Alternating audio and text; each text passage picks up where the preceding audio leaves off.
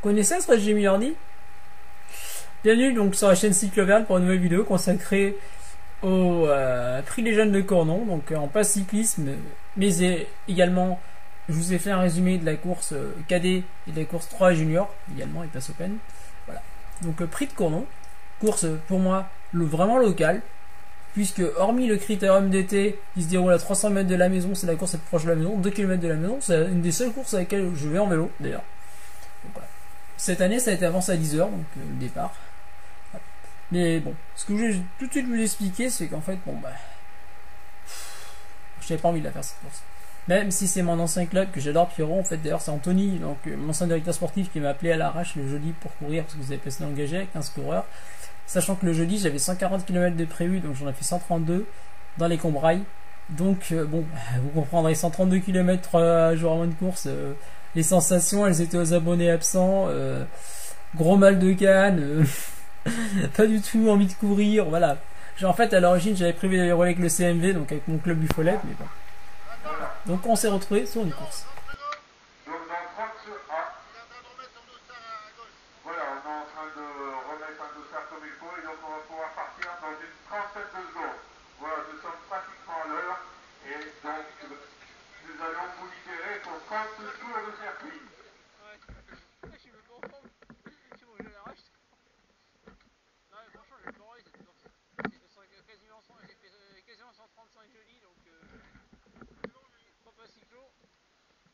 CDF en histoire.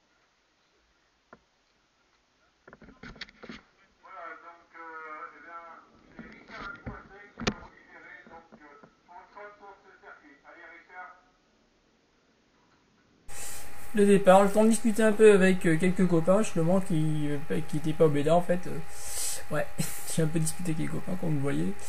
Mais ouais, de toute façon, comme je le disais, clairement, je vais me faire exploser, en fait. À l'échauffement, ce qui s'est passé, c'est que j'ai bien vu qu'à l'échauffement, le cœur montait pas. Et en fait, d'habitude, je vais faire l'échauffement vers la maison, en fait, en faisant... J'ai une belle côte de 2 km vers la maison, là, qui monte du bas de la commune jusqu'enseignement vers chez ma grand-mère. Et là, non, franchement, aucune sensation de la jambe, il faisait moins de degrés au départ, j'étais pas bien, donc en fait, voilà. Donc, comme vous le voyez bien, je vais faire 500 mètres dans le peloton et à la première relance, ben, paf, salut, bon, allez, au revoir les gars, ravi de vous avoir reconnu les gars, c'est bon que je vais... En fait, je suis quasiment le premier à sauter, quasiment.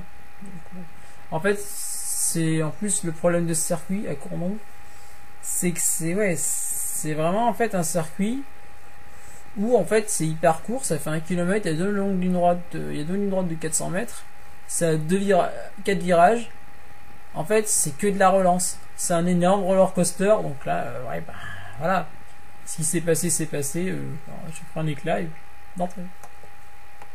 Comme vous le voyez, effectivement, le peloton, une fois que je suis lâché, ben, tout de suite il part, contrairement en fait à une course de côte comme la semaine dernière, où je sais que dans une course de côte, en fait, sur une course de côte, je peux pas me permettre quasiment de me faire lâcher parce que je sais que, en fait, je vais rattraper la moitié du peloton dans les montées, compte tenu de mes qualités de grimpeur. D'autant qu'en plus, en ce moment, je travaille énormément avec qualité de grimpeur, c'est aussi pour ça que sur les courses, je suis un peu moins bon parce que bon, d'une part, je suis en diète cétogène en ce moment, c'est-à-dire que j'essaye de travailler sur les graisses au niveau du bonhomme, donc pour travailler un peu, pour que le bonhomme soit cyclosportive, on va dire, plus capable d'utiliser ses graisses, de créer du sucre à partir de ces graisses, justement, donc c'est le but du cétogène, justement. Je vous en parle dans un vlog prochain, justement. C'est un peu le but d'utiliser les graisses pour produire du sucre, justement. Et donc, effectivement, c'est-à-dire qu'en fait, là, en fait, avec l'habitude, maintenant, je sais comment le faire. Donc, j'arrive à le faire. Mais bon, sur un circuit comme ça, de toute façon, je sais que c'est pour ça que je voulais pas le faire.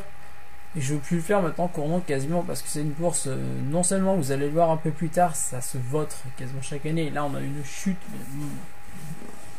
Depuis 20 ans que je cours, c'est une des meilleures gamelles que j'ai eues franchement.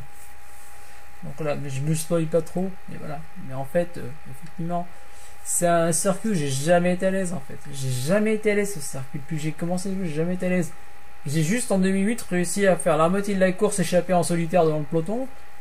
Mais sinon j'ai jamais été à l'aise cette course parce que c'est un circuit, c'est hyper court, c'est rapide, ça part à chaque fois, ça part à fond parce que c'est la course la plus courte de la saison, c'est une course qui fait 30 km donc ça part à fond. Mais moi en fait voilà, je suis pas à l'aise sur un truc comme ça, je suis vraiment pas à l'aise. c'est vraiment pas mon truc. Ça part le peloton, en fait, tu peux pas t'accrocher parce que, ben voilà, parce que justement le fait d'avoir des virages secs, c'est aussi compliqué pour t'accrocher. En plus, moi avec le handicap, c'est super compliqué parce que justement avec le handicap, j'ai peur de me vautrer, de toucher les roues, de tomber. Donc voilà, donc là, vite fait, ce que je vais faire, faire comme souvent sur ce genre de circuit, je vais me mettre en mode tout seul, à mon train, avec un train quand même assez rapide, puisque je vais quand même faire 34 de moyenne sur la course, c'est quand même pas mauvais quand même, 34-35 de moyenne.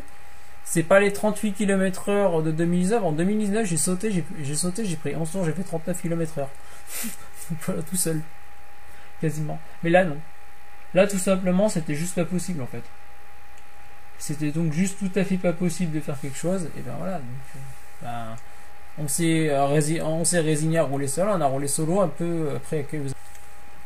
Je rallume mes caméras à ce moment-là, en fait, effectivement, donc voyant devant, en fait, Anthony Clavel avec Hugo de Rion. Donc en fait, ce qui va se passer, en fait, c'est on a une énorme gamelle, en fait. Donc en fait, ce qui se passe même réellement, là je vais vous le dire à l'intérieur, parce que moi j'ai été témoin vraiment direct puisque j'étais en groupe. Donc en fait, on a un groupe de 5. Donc avec un jeune de Rion, mes deux collègues, mes deux compères de la semaine dernière de Clermont-Ferrand, et Elodie Conti, donc effectivement. Et donc, Elodie et moi on est derrière le groupe, nous on va laisser passer parce qu'on est deux anciens, on laisse passer. Et en fait, les gamins se mettent en plein milieu. Ce qui se passe, en fait, ils se font emplâtrer par le peloton, une énorme gamelle, on a 10 coureurs qui tombent. On en a un collègue quand même qui se casse 2 clavicules, plus un autre qui s'est aussi salement blessé, donc voilà. C'est con à dire, mais voilà. Tout simplement, c'est con, mais bon, voilà, ce qui lui arrive est arrivé. Depuis des années, ce qui lui arrive est arrivé, voilà. Donc une chute qui détruit le peloton, voilà. Effectivement. Peloton complètement désorganisé, et moi, au final, eh ben, ça va me permettre de remonter pas mal de places, au final. Gros strike en fait qui va complètement désorganiser le peloton en fait le peloton il va mettre plusieurs tours à se reconstituer, ce qui apparaît une échappée de prendre de l'avance justement avec le copain Elodie justement, donc avec Anthony en fait dedans en fait qui va aller finalement s'imposer. Je vous mettrai l'interview justement après d'Anthony, donc Anthony Clavel effectivement. Donc moi pour ma part je vais rouler seul, moi je vais accrocher un peu Marion dans ma roue justement qui débutait parce qu'on avait 3 filles sur la course, il y avait Emma et justement je voulais rattraper Emma justement pour terminer devant Emma, mais bon, contrairement à la semaine dernière, elle se comportera très bien. Elle va terminer première, elle va mettre 2 tours à la première, elle va mettre, puisque là, elle reste à s'accrocher au peloton, en fait, à la seconde d'ailleurs. Et Elodie qui terminera second avec moi, justement, voilà, donc, que je vais laisser passer sur la ligne pour essayer de pour qu'elle aille vraiment jouer sa place de seconde. Ah, effectivement, mais bon. C'est vrai que c'est quand même dommage. Donc, moi, pour ma part, je termine 13ème, en fait. Je termine 13ème, ce qui constitue, en fait, en soi, un résultat pas mal, mais en fait, c'est pas un bon résultat. Parce que bon. En fait, je prends 3 tours à l'arrivée, je me fais laminer, j'ai des sensations vraiment pas des bonnes sensations, je préfère vraiment ma 40e place la semaine dernière en fait. Par rapport à ça. La course a été très vite partie, moyenne de 45 au début. Le vent a commencé à se lever, le peloton a commencé à ralentir. Au milieu du parcours, je pense que le peloton en avait un peu marre, ça a laissé partir le premier et qui a fini tout seul et nous on s'est relevés. Après on a eu le temps de...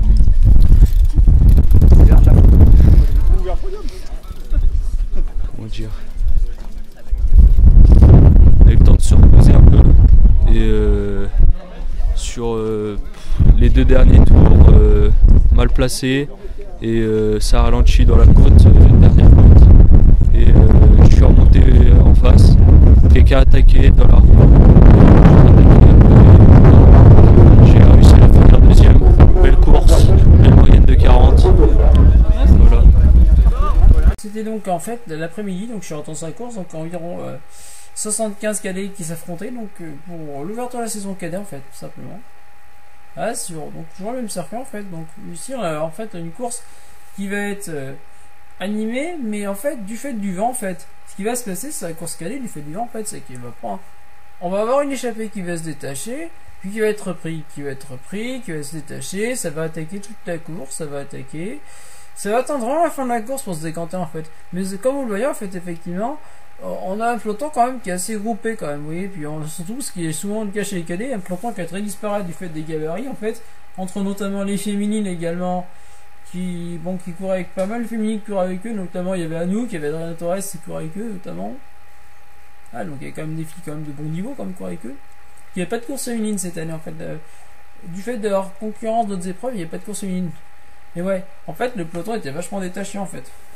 Donc entre les gamins qui débutent et d'autres gamins qui sont plus expérimentés, en fait il y avait un gros peloton, mais il y en avait pas mal qui étaient lâchés, il y en avait quelques-uns qui ont pris plusieurs tours à l'arrivée. Donc voilà, c'est l'apprentissage qu'on appelle ça chez Calais. C'est pour ça que c'est important de faire, moi, parce que je n'ai pas fait, parce que j'étais coureur à pied à l'époque, mais de faire moi je trouve chez les gamins, d'aller faire un peu de vélo quand t'es gosse pour apprendre. Justement, c'est pour ça qu'il faut un peu courir pour apprendre le métier un peu. Comme en sport automobile pour apprendre en fait. Voilà. Donc ouais. Donc au final, bah là je vais vous laisser aussi avec l'interview du second en fait de Lubin en fait qui termine deuxième de l'épreuve, justement derrière Louis, parce que Louis il a éclaté tout le monde comme souvent. Je pense que Louis d'ailleurs sera un futur grand d'ailleurs. Un peu comme Nicolas Rousseau-Fagui que j'ai interviewé la semaine dernière, et Rémi Cavagna pardon, dans la région.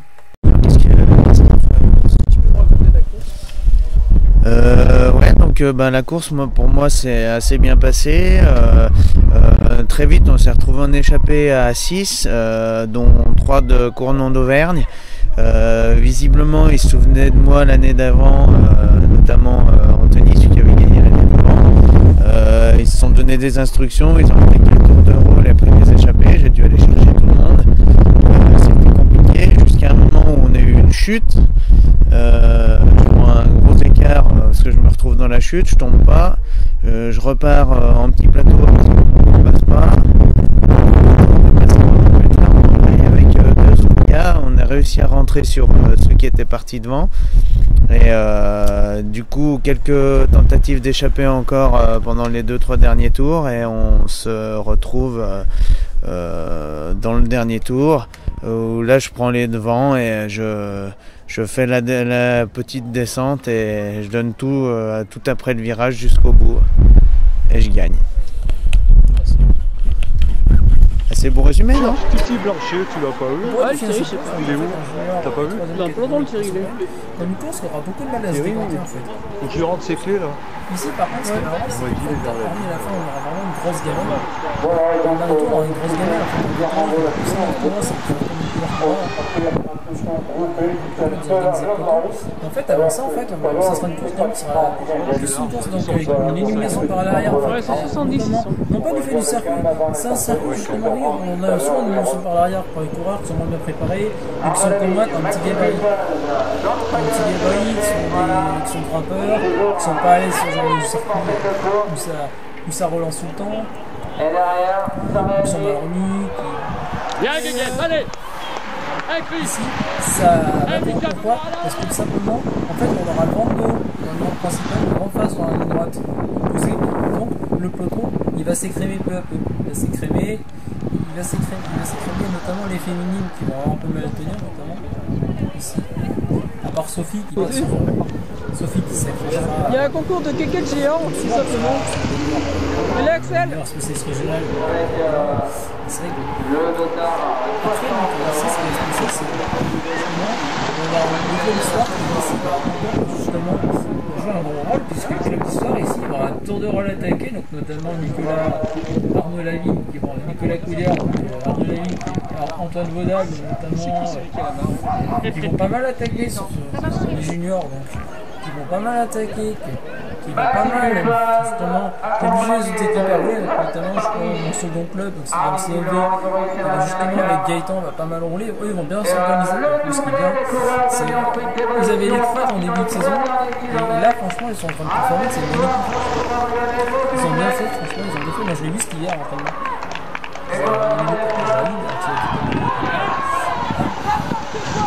Pour moi également avec Mathieu,